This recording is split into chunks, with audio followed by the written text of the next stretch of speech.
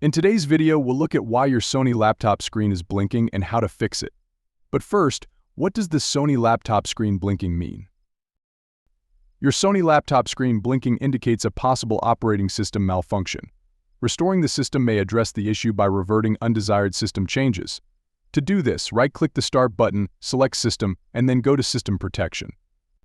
In the resultant window, click System Restore. Select an event that might have contributed to system malfunctions and click Next. You can pinpoint the event by comparing the time it occurred with when the malfunction began. Confirm your action by clicking Finish in the next window and consent to not interrupting the restore process. Dismiss the prompt for successful system restore after signing back into the operating system.